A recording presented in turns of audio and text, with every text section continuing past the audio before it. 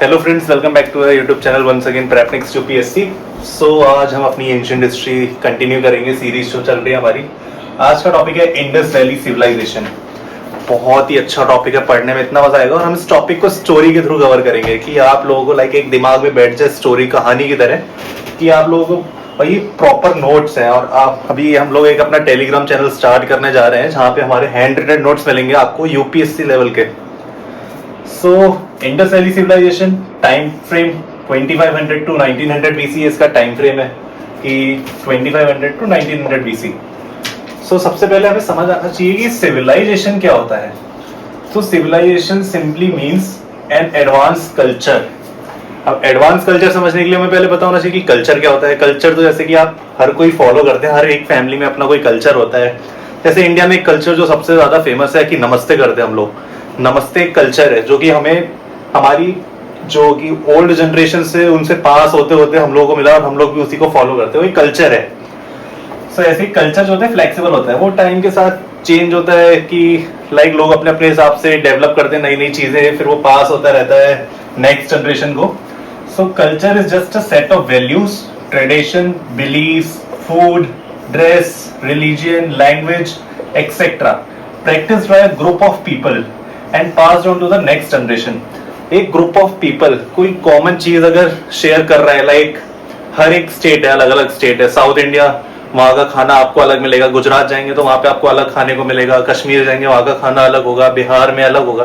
तो फूड का कल्चर वहाँ का अलग है। हर एक स्टेट का अपना डांस होता है, वहाँ का कल्चर अलग है। यूपी का कल्चर अलग है।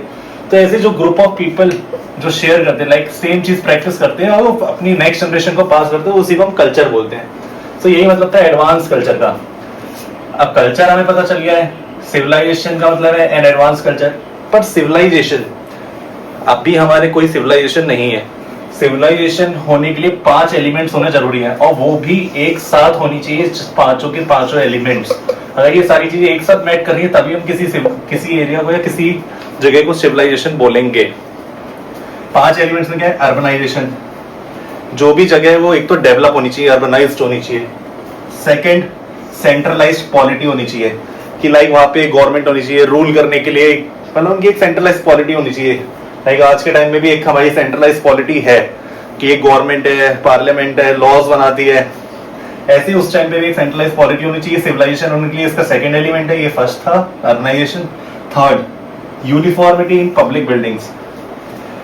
जो भी गवर्नमेंट की, जैसे लाइक आज का हाई कोर्ट देख लीजिए, या फिर दिल्ली का हाई कोर्ट हो गया, कोलकाता का हाई कोर्ट हो गया, और महाराष्ट्र का हाई कोर्ट हो गया, यूपी का हाई कोर्ट हो गया। सबकी बिल्डिंग्स जो होंगी अलग अलग तरीके से बनी होंगी, अलग अलग डिजाइन में।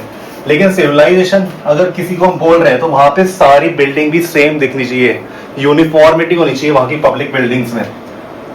फोर्थ, पीस होना चाहिए, वहां के लोगों को शांति पूर्वक जीवन जीने का अधिकार रहे, पीस हो वहां पे। और 5वां एलिमेंट सेफ्टी, कि वहां पे लोगों को किसी चीज का खतरा ना हो, सेफ्टी हो, कि लाइक कोई अटैक हो रहा है तो उनकी एक स्टैंडिंग आर्मी होनी चाहिए, रिजर्व आर्मी होनी चाहिए, एक तरीके से सेफ्टी भी होनी चाहिए। और ये 5 एलिमेंट जब एक साथ होंगे तो जाके हमारी एक सिविलाइजेशन बनेगी। तो अब हमें समझ आ गया कि इंडस वैली सिविलाइजेशन का मतलब क्या है। अब आते हैं बैकग्राउंड, कि हमें पता कैसे चलता है इंडस वैली सिविलाइजेशन के बारे में। तो एक कहानी की तरह चलेंगे, इसलिए इजीली आप इसको बस ध्यान से सुनना और समझना। 1837, अभी 1837 में हमारे बहुत ही नामी चार्ल्स मेसन नाम के एक इंजीनियर थे ईस्ट इंडिया कंपनी के। 1837 में चार्ल्स मेसन नाम के एक इंजीनियर थे ईस्ट इंडिया कंपनी के। तो ये उस टाइम पंजाब में थे। तो पंजाब में क्या था, ये जब वहां पे इनकी पोस्टिंग थी तो ये नॉर्मली एक रोड पे जा रहे थे, वॉक कर रहे थे, कुछ भी कर रहे थे। तो इनको चलते चलते एक सील मिली। ब्रिटिशर की एक चीज बहुत अच्छी थी, उन्हें कुछ भी चीज अगर ऐसे रैंडमली कुछ मिल जाता था तो उसे ऐसे ही देख के छोड़ नहीं देते थे कि हमें अगर ऐसा कुछ दिख रहा है कि यहाँ पे कुछ पड़ा है चलो चलते हैं। पर इन लोगों को क्या था, कुछ भी मिलते थे उस चीज को उठाते थे, वहां के अपने पास में जो भी उनका ऑफिस होता था वहां उसे सबमिट करते थे, बताते इस टाइम पे ये चीज हमें मिली है। तो ये सील इन्होंने उठाई, अपने वहां के डिपार्टमेंट गए, वहां पे सबमिट की, बताया कि ये सील इस टाइम पे यहाँ पर मिली। तो ऐसे इनको एक सील मिली। सील होता क्या है, एक ऑब्जेक्ट होता है जो कि स्टेटाइट का बना होता है। स्टेटाइट में सोपस्टोन। तो ये था पहला चार्ल्स मेसन के बारे में। फिर अब हम आ जाते हैं 1861 में क्या होता है, सर एलेक्जेंडर कनिंघम, जिसको हम सभी जानते हैं जो भी हिस्ट्री पढ़ रहा है, कि ये हमारे फर्स्ट डायरेक्टर जनरल थे आर्कियोलॉजिकल सर्वे ऑफ इंडिया के।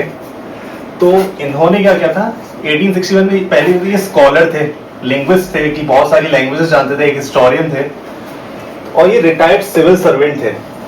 रिटायर्ड सिविल सर्वेंट, तो क्या था कि ये तो रिटायर हो चुके थे, अब ये इंडिया में अलग अलग जगहों पे घूम रहे थे, देख रहे थे कि इंडिया का कल्चर क्या है, कैसे क्या लोग रहते हैं। तो ये बनारस में थे। बनारस में क्या, ये ऋग्वेदा सीख रहे थे, ऋग्वेदा के बारे में पढ़ रहे थे। तो वहां पे इनको पता चला ऋग्वेदा में पढ़ने के बाद कि इंडिया का जो कल्चर है ना, बहुत ही ज्यादा डाइवर्स है, बहुत ही ज्यादा फैला हुआ है। तो इनको और ज्यादा मन किया, तो वहां पे इनको कोई मिला होगा, उन्होंने बोला कि आप पंजाब जाइए, पंजाब में आपको और ज्यादा जानने को मिलेगा इंडियन कल्चर के बारे में। तो ये पंजाब जाते हैं। पंजाब जाके क्या होता है, इनको एक पॉटरी पीस मिलता है। इन्हें भी यही लगा हुआ चार्ल्स मेसन की तरह पॉटरी पीस है, ले जाते हैं वहां पे सबमिट कर देते हैं उनके डिपार्टमेंट में जाके, जहां पे भी उनका कोई डिपार्टमेंट होगा। ये गए वो पॉटरी पीस वहां लेके। अब वहां जब ये पॉटरी पीस लेके गए हैं, इन्होंने देखा कि वहां के जो भी इंचार्ज होंगे उस डिपार्टमेंट के, उन्होंने बोला ऐसे तो हमारे पास बहुत सारे पॉटरी पीस है, सील्स है, बहुत सारी चीजें हैं। तब एलेक्जेंडर कनिंघम को लगा कि लग रहा है इंडिया के इस जमीन के नीचे कुछ तो है जो छुपा हुआ है, और उनको वो चीज चेक करनी थी या उनको एक्सकेवेट करना था। उनको अब उस चीज की वो होने लगी थी, लाइक एक इच्छा होने लगी थी कि इस जमीन के नीचे कुछ छुपा हुआ है और हमें वो ढूंढना है। तो इन्होंने क्या किया, एक लेटर लिखा ब्रिटिश पार्लियामेंट को। ब्रिटिश पार्लियामेंट को लेटर लिखा और उनसे परमिशन मांगी एक्सकेवेशन की।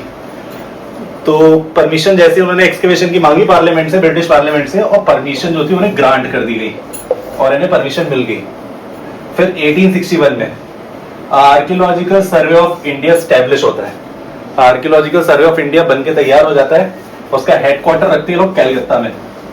सो कैलकत्ता हेडक्वार्टर है आर्कियोलॉजिकल सर्वे ऑफ इंडिया। इसको याद रखिएगा जनरल नॉलेज के हिसाब से भी। और इसके जो फर्स्ट डायरेक्टर जनरल थे एएसआई के, वो अपने एलेक्जेंडर कनिंघम बनते हैं। फिर उन्होंने रैंडम एक्सकेवेशन स्टार्ट कर दी।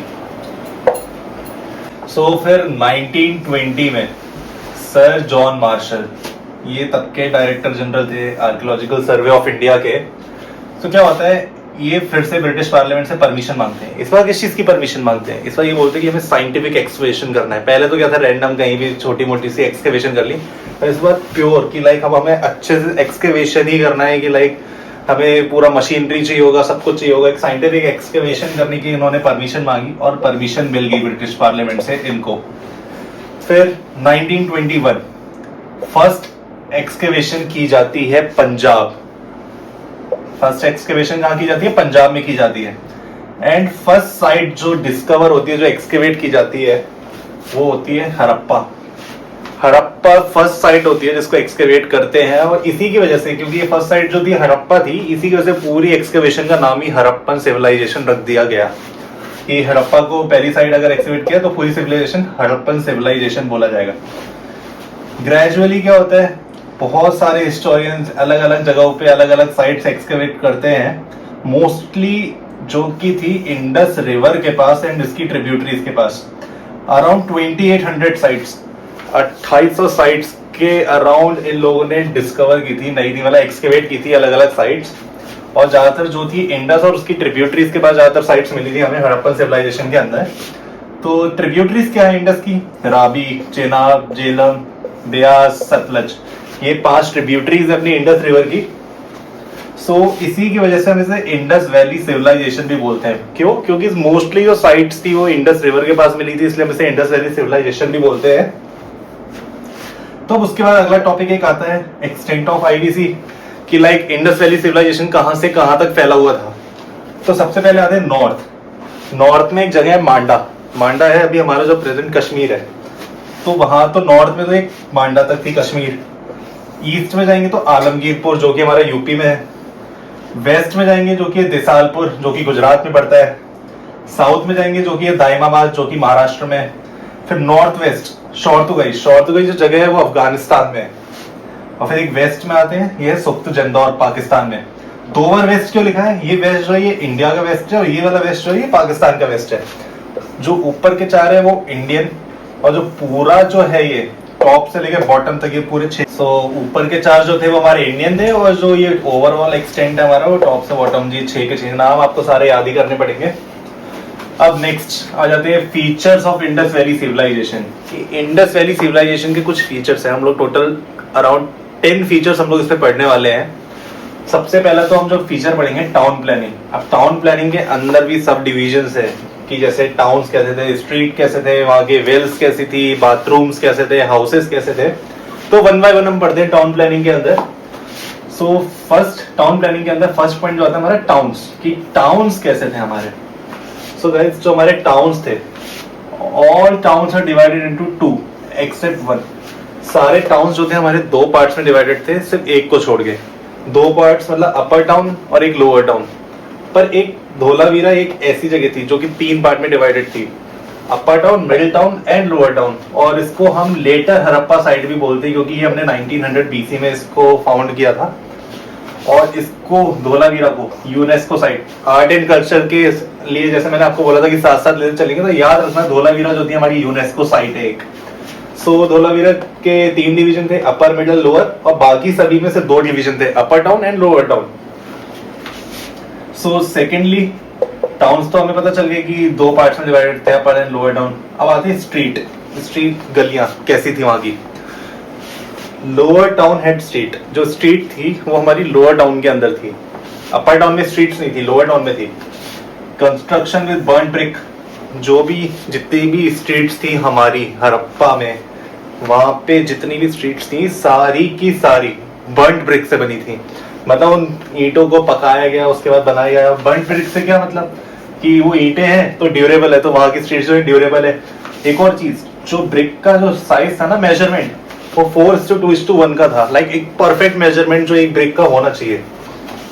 Each street cutting at 90 degree angle, सारी की सारी स्ट्रीट एक दूसरे को 90 डिग्री एंगल पे काट रही थी। मतलब उन लोगों को अर्थमेटिक्स भी पता था। Grid pattern, grid pattern use किया था। ग्रिड पैटर्न जैसे कि ऐसे ऐसे ऐसे, ये एक ग्रिड पैटर्न होता है कि ग्रिड बना रहा है ये। सो ग्रिड पैटर्न यूज किया गया था स्ट्रीट्स बनाने। फोर्टिफाइड, सेफ्टी भी देखी गई थी वहां के लोगों की, तो वहां की जो स्ट्रीट थी वो फोर्टिफाइड थी। मतलब फोर्टिफाइड की तरह से एक रक्षा कवच बना रखा था उन्होंने अपने एरिया का, कि लाइक लोअर टाउन, अगर ये लोअर टाउन है तो यहाँ पे फोर्टिफाइड वॉल्स बना रखी थी बड़ी बड़ी, की स्ट्रीट्स वहां की फोर्टिफाइड है। ड्रेन्स, सबसे अच्छी चीज जो देखा जाता है हड़प्पन सिविलाइजेशन में, ड्रेन्स। परफेक्ट ड्रेनेज सिस्टम था वहां का, इतना अच्छा ड्रेनेज सिस्टम था। लाइक इसको बेस्ट चीज मानते हैं हम लोग हड़प्पन सिविलाइजेशन की, ड्रेनेज सिस्टम वहां का बहुत अच्छा था।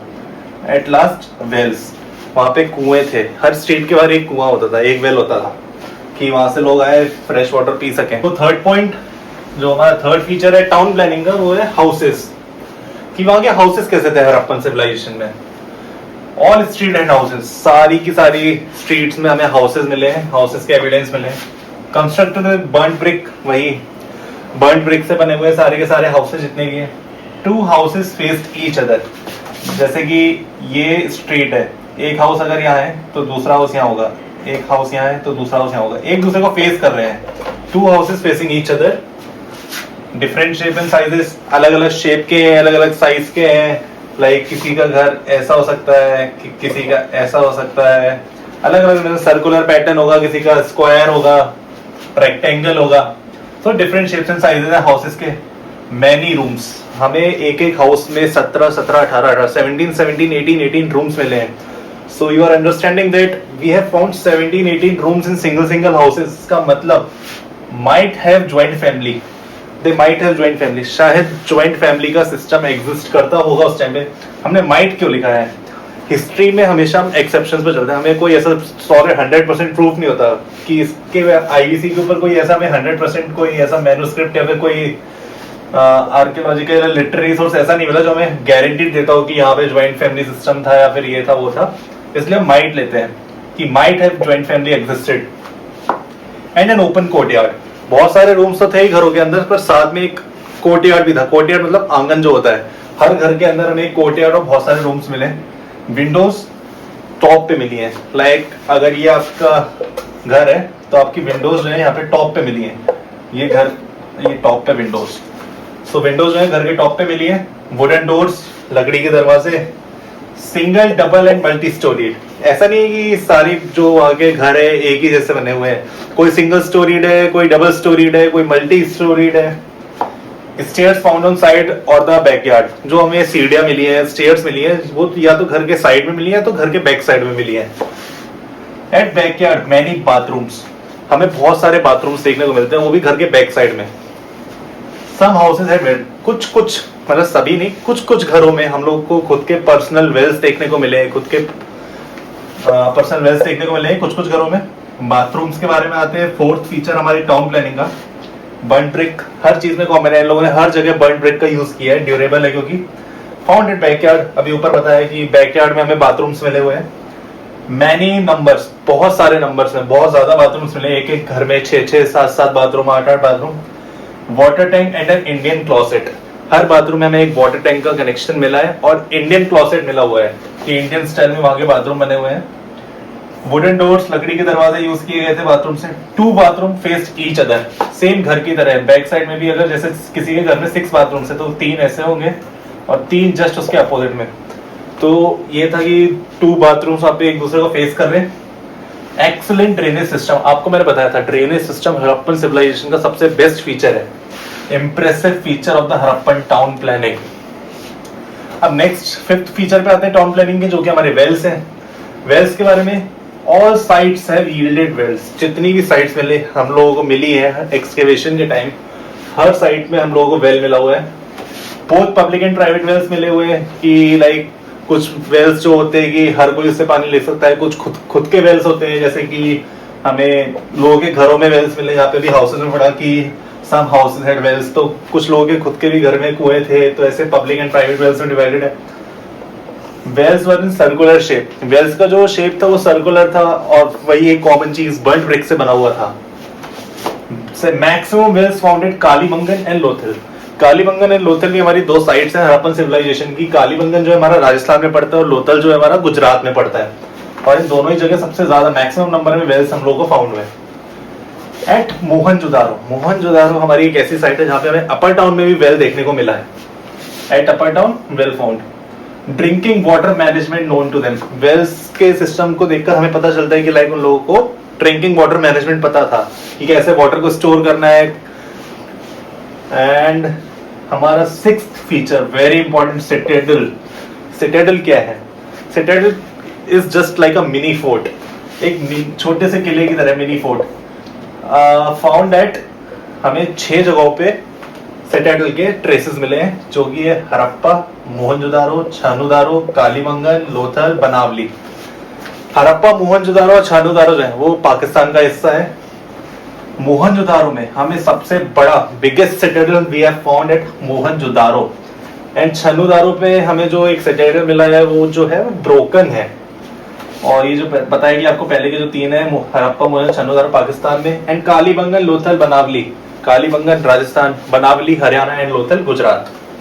ये 6 जगहों पे हमें सिटाडेल देखने को मिला है। वही बर्न्ट ब्रिक से बने हुए हैं और सिटाडेल जो है वो हमें अपर टाउन में मिला है। और इससे हमें एक और चीज सोचने को मिलती है कि अगर ये हमें से अपर टाउन में मिला है तो might be the capital class वहां पे, या तो कोई ये जो हमें 6 जगहों पे सिटाडेल मिला है माइट बी द कैपिटल्स, क्या पता वो इंपॉर्टेंट जगहों की कैपिटल्स हो। और अपर टाउन में मिलने से हमें ये पता चलता है कि शायद वहां पे रूलिंग क्लास रहती हो, कि लाइक जो लोअर टाउन पे रूल करती हो या फिर उस एरिया का जो भी रूलर होगा वो शायद इन सिटाडेल्स की मिनी फोर्ट्स में रहता होगा। सिटाडेल का स्ट्रक्चर समझ लेते हैं। एक रेस प्लेटफॉर्म होता है प्लिंथ, जैसे कि ये मैंने एक डायग्राम बनाया है, यहाँ पे ये जो रेस प्लेटफॉर्म है ये प्लिंथ है, इसके नीचे लोअर टाउन है, ये लैंड सरफेस है, लैंड सरफेस के नीचे लोअर टाउन, इसके ऊपर अपर टाउन। सो जो हमारा सबसे पहले रेस प्लेटफॉर्म देखने को मिलेगा उसके दोनों लेफ्ट और राइट साइड हमें स्टेयर्स देखने को मिलेगी। बोला जाता है कि यहाँ से ऊपर जाने के लिए, यहाँ से नीचे जाने के लिए। सो प्लिंथ जो कि रेस प्लेटफॉर्म है, और उसके साइड में हमें फोर्टिफाइड वॉल्स दिखाई देती हैं। तो ये जो वॉल्स है वो मड ब्रिक से बनी हुई है। सो ये था हमारा 6th फीचर। सो अब आते हैं हमारे 7th फीचर के, टाउन प्लानिंग का जो हमारा 7th फीचर है, the great bath. Most important topic जो कि आपको हर जगह देखने को मिलेगा। ग्रेट बाथ के ऊपर बहुत जगह क्वेश्चन लेंगे, स्टेट पीसीएस देखें, यूपीएससी देखें, हर जगह। सो क्या था great bath? A rectangular tank, pool और बाथ विद 2.4 मीटर डेप्थ। ये हमारा एक रेक्टेंगुलर टैंक है जिसकी जो डेप्थ है हमारी वो 2.4 मीटर की डेप्थ है। अभी जानेंगे कि मतलब क्या रोल था इसका, क्यों था, कहाँ था।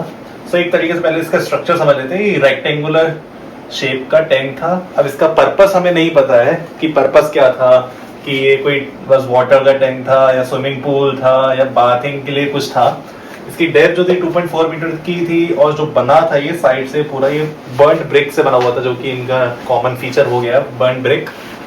सेकंड, अपर डाउन एट मोहनजोदारो। ये जो है ग्रेट बात हमें मोहनजोदारो में मिला है, अपर डाउन के अंदर। 2 sides of bath head stairs. Bath की 2 साइड है, दोनों साइड पे हमें स्टेयर्स देखने को मिली है, सीढ़ियां देखने को मिली है नीचे उतरने के लिए, कि बाथ के अंदर एंटर करने के लिए सीढ़ियां हैं दोनों तरफ। At one corner drain outlet have been found. जैसे ही बात है तो इस बात के कॉर्नर पर हमें एक ड्रेन आउटलेट मिला है, कि गंदा पानी बाहर जाएगा फिर साफ पानी वापस भरा जाएगा। और ये ड्रेन आउटलेट है ना, इसके अंदर हमें एक कॉटन क्लॉथ मिला है, कॉटन क्लॉथ। इससे हमें क्या पता चलता है, कॉटन क्लॉथ मिला है कि हड़प्पन को स्पिनिंग एंड वीविंग का आइडिया था। स्पिनिंग एंड वीविंग कैसे की जाएगी, तो उनको स्पिनिंग एंड वीविंग का आइडिया था। कॉटन क्लॉथ जो था हमें फाउंड हुआ था। Next, decide bath 6 bathrooms found. 1 2 3 1 2 3। Bath के दोनों तरफ हमें बाथरूम्स देखने को मिले हैं। 3 इस कॉर्नर पे मिले हैं, 3 इस कॉर्नर पे। अब 6 बाथरूम्स हमें फाउंड हुए हैं। Signify room for shower and changing cloth, कि मे बी, क्योंकि कुछ भी श्योर नहीं है हमें इस चीज में, इसलिए हम लोग माइट भी लेते हैं। हिस्टोरियंस माइट या मेक टर्म का यूज करते हैं, तो मे बी शावर के लिए यूज करते होंगे या चेंजिंग क्लोथ्स के लिए। अब बात है उसके बगल में बाथरूम से, तो शायद इसी चीज के लिए इसलिए आइडिया लगाया कि शावर या चेंजिंग के लिए यूज करते हैं। Well found near bath. हमें ग्रेट बाथ के पास वेल भी देखने को मिला है। अब इससे हमें ये समझ आता है कि शायद उस वेल का यूज करते होंगे इसमें पानी भरने के लिए, so they can fulfil water into the bath और might take water for bath. Purpose is unknown. Purpose नहीं पता है, हिस्टोरियन सिर्फ गेस करते हैं माइट में। सो जो अभी तक का मेन पर्पस देखा गया है वो बोला गया है कि ये रिचुअल बेथिंग के लिए यूज किया जाता है, कि उनकी लाइक कोई रिचुअल बेथिंग होगी या पूजा के टाइम या कुछ, तो वहां पे रिचुअल बेथिंग के लिए इसका यूज करते होंगे। मोहनजोदारो में मिला है, सो मे बी मोहनजोदारो उनके लिए एक सेक्रेड प्लेस है। सेक्रेड प्लेस क्यों है, क्योंकि एक तो मोहनजोदारो में ग्रेट बाथ मिला है, प्लस इंडस रिवर के पास है, तो मे बी इंडस रिवर इनके लिए होली रिवर हो। इनकी जैसे मोहनजोदारो सीक्रेट प्लेस हो गई और इंडस रिवर हो गई इनकी होली रिवर। सिमिलर एक टैंक हमें धोलावीरा में भी देखने को मिला है, पर उसको जो हमारे हिस्टोरियंस है बोल रहे कि it might be a water reservoir, की वाटर रिजर्वायर है मे बी। सो ये था अपना ग्रेट बाथ, जिसके लिए जिसको रिचुअल बेथिंग के लिए यूज करते हैं। हमारा लास्ट फीचर जो है टाउन प्लानिंग का, वो है ग्रेनरीज। ग्रेनरीज मतलब क्या, all sides have yielded granaries. सारी की सारी साइट्स पे हमें ग्रेनरीज देखने को मिली है। तो कितनी साइट्स थी हमारे पास, स्टार्टिंग में हमने पढ़ा 2800 sites we have discover. So 2800 granaries भी हम लोगों को मिली है, all found in upper town. सारी की सारी ग्रेनरीज हमें अपर डाउन में देखने को मिली है। कंस्ट्रक्टेड विद बर्न्ड ब्रिक, वही कॉमन फीचर। बिगेस्ट ग्रेनरी जो है हमें मोहनजोदारो में देखने को मिली है, और उस ग्रेनरी को हम द ग्रेट ग्रेनरी भी बोलते हैं, also called as the great granary. All granaries divided into multiple sections. सारी की सारी granaries अलग अलग सेक्शन में डिवाइडेड है। सो इससे हमें क्या आइडिया मिलता है कि हम लोग अलग अलग तरीके के क्रॉप्स को या अलग अलग वैरायटी की चीजें हर अलग अलग ग्रेनरी में स्टोर करते हैं। नेक्स्ट, हड़प्पा एक ऐसी जगह है जहां पे हमें 6 ग्रेनरीज देखने को मिली है। 6 granaries found at Harappa give idea that economic system more regulated at Harappa. हमें शायद ऐसा, मतलब ये देखने के लिए 6 ग्रेनरीज अगर मिली है तो हम लोगों को ऐसा लगता है कि जो हड़प्पा है वहां का इकोनॉमिक सिस्टम ज्यादा रेगुलेटेड है कंपेयर टू बाकी जगहों से। एग्जाम्पल, हड़प्पा ग्रेनरी में हमें राइस हस्क देखने को मिला है। राइस के थोड़े थोड़े मतलब छोटे मोटे जो हस्क रह गए होंगे वो ग्रेनरीज में, जैसे लगी ग्रेनरी इसमें कहीं फंसा रह गया होगा बीच में, तो वो हमें मिला है वहां पे। सिमिलरली बनावली में हमें बार्ले के ट्रेसेस मिले हैं। शोरतुगई जो कि अपना अफगानिस्तान में है, वहां पे हमें वीट के ट्रेसेस देखने को मिले हैं। और रंगपुर जो है हमारा इंडिया में गुजरात में है, और इसमें लार्ज अमाउंट ऑफ राइसेस देखने को मिला, बहुत ज्यादा अमाउंट में हमें राइसेस के ट्रेसेस मिले हैं। अब ग्रेनरीज को लेके कुछ इन्फ्लुएंस मतलब माइट बी वाला सीन होता है ना कुछ वो, और कुछ फैक्ट्स हैं जो कि ट्रू होंगे। तो क्या might, it might be a form of tax कि ग्रेनरीज में वो क्रॉप स्टोर किया जाता है, जो कि लाइक एक तरीके से एक फॉर्म ऑफ टैक्स लिया जाता है। उनके वहाँ के जो भी लाइक पीपल होंगे, सिटीजन होंगे, वहाँ से एक तरीके से टैक्स लेते होंगे उनकी सेफ्टी के लिए, उनके पीस के लिए, जो भी वहाँ पे मेंटेनिंग आर्मी, उनकी सिक्योरिटी सेफ्टी के लिए जो भी वो टैक्स के फॉर्म में माइट भी जो सीन है कि टैक्स लेते होंगे। सेकंड, पब्लिक डिस्ट्रीब्यूशन सिस्टम, वहाँ का किंग एक तरीके से कि वहाँ के लोगों में इक्वली कि लाइक कोई भुखमरी से ना मरे या किसी को कुछ ना हो, तो इक्वली वहाँ पे पब्लिक डिस्ट्रीब्यूशन सिस्टम भी हो सकता है, माइट भी। पर जो कुछ फैक्ट्स हैं, जो कि मतलब फैक्ट मतलब होते हैं रियल, एग्रीकल्चर, इतने सारे हमें हस्क मिले, वीट, बार्ले, इन सब के, तो उससे हमें पता है कि उनको एग्रीकल्चर के बारे में पता है, नॉलेज है। सेकंड, सरप्लस इकोनॉमी उनको पता है। सरप्लस क्या होता है? सरप्लस होता है कि लाइक कोई प्रोडक्ट आपने यूज किया लेकिन उसके बाद वो बच गया, तो हमने उसे स्टोर कर लिया एक तरीके से फॉर फ्यूचर यूज, तो इन्हें सरप्लस इकोनॉमी के बारे में पता है।